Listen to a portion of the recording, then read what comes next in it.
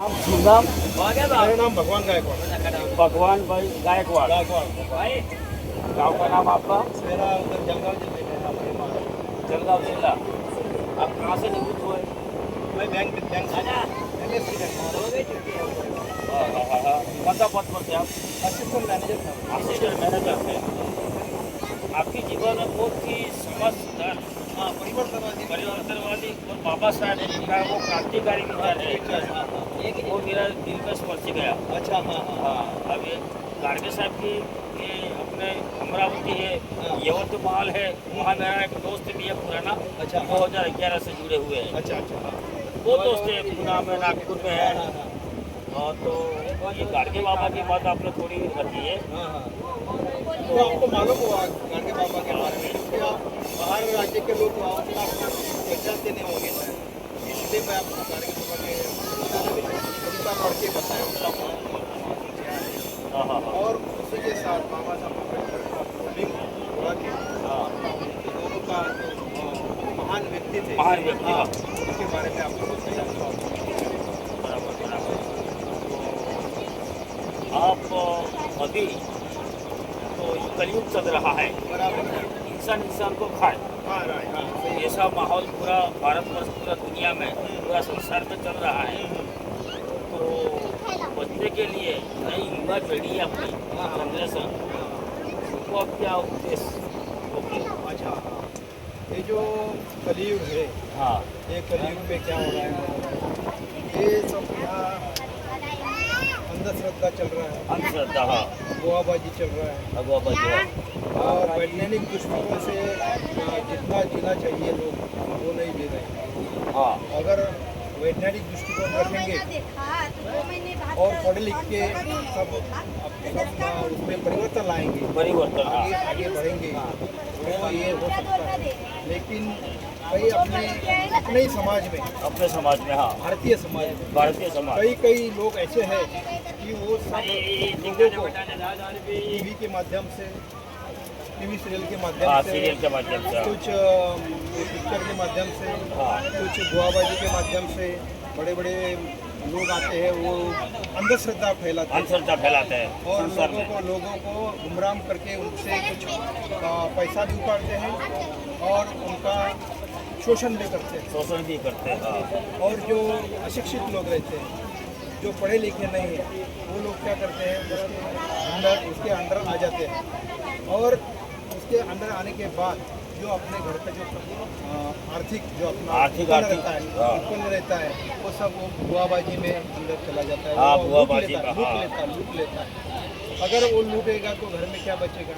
क्या घर में बच्चे पढ़ नहीं सकते, बच्चों को पैसा उपलब्ध करा नहीं सकते और घर में जो सफिशिएंट ये चाहिए खाने पीने का, एजुकेशन का और वैज्ञानिक दृष्टिकोण से जीवन जीने के लिए वो पूरे को उसका आर्थिक जो है पैसा नहीं रहेगा तो वो पीछे रह जाते हैं। हायर एजुकेशन नहीं ले सकते, हायर एजुकेशन नहीं लेंगे तो अगर समझो 10वीं 12वीं पढ़े तो उसमें कुछ ज़्यादा ये नहीं है, क्योंकि हायर एजुकेशन लिया तो ही आदमी अच्छा तरह से जीवन जी सकता है। अच्छा ज्ञान प्राप्त और ज्ञान प्राप्त करने के बाद उसको अच्छे और बुरे का समझ में आता है, कौन अपने को फंसा सकता है, कौन अपने बारे में उसको अच्छा सोच रहा है, फिर उसको अच्छे बुरे ज्ञान आ जाता है।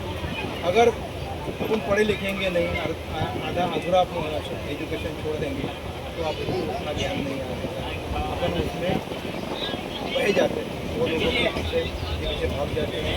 वो कुछ बोलता है कि तुम ये वहाँ उपवास करो और ये भगवान की तरफ जाओ, उसको दान दे दो, वो बाबा की तरफ जाओ, उनका पूजा अर्चा करो, उसका ये करो, तो वो सब जो कमाई होता है उसका सब उसमें चला जाता है, डेवलप नहीं हो जाता है, व्यक्ति का निर्माण नहीं होता है। तो इसीलिए क्या करना है, आदमी ने पढ़ लिख के वैज्ञानिक दृष्टिकोण से जीना चाहिए, अपने घर में पूरा जो शास्त्रोक्त पद्धति नहीं तो अगर अंधश्रद्धा में जाओगे तो अपना पैदा होने वाला नहीं, ऐसा पीढ़ी न पीढ़ी चला जाएगा, हाल बेहाल हो ऐसा जाएगा, हो जाएगा, दर पीढ़ी दर पीढ़ी पीढ़ी ऐसा हो जाएगा। इसीलिए एजुकेशन एजुकेशन। हाँ और हर एक बच्चों को पढ़ाना, लेकिन अपने इधर क्या सिस्टम चल रहा है, रिवर्स चल रहा है।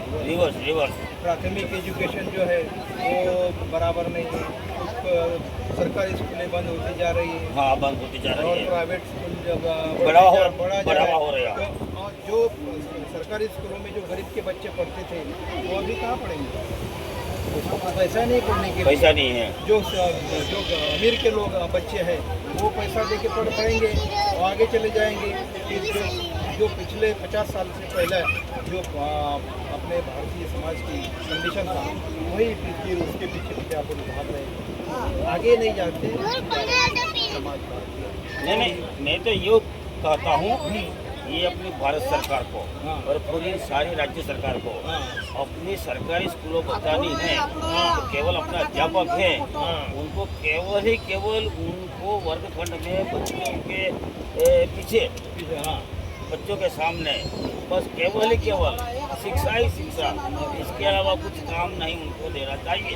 वही सही बात है, सही देना है तो कुछ और लोग अपने संसार में बहुत युवा पीढ़ी है उनको कुछ देकर बराबर उनके साथ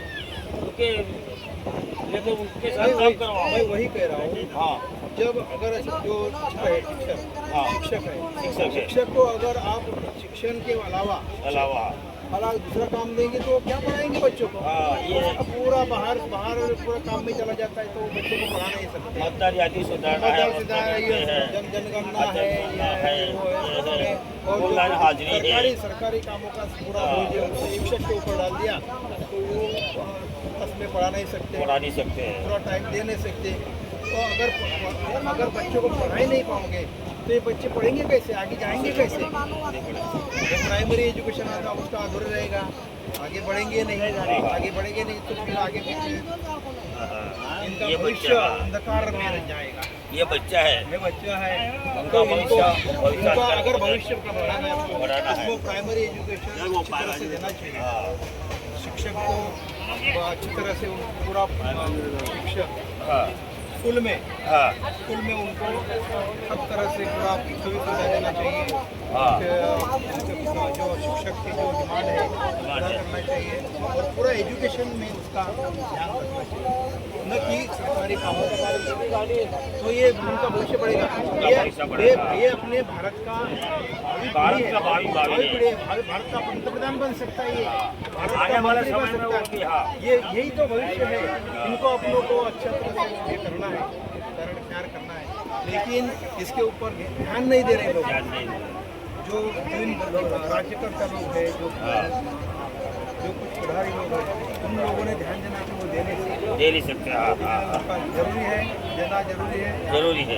तो अपना भविष्य अच्छा उज्जवल रहेगा, नहीं तो अगला पीढ़ी भी बर्बाद होगा।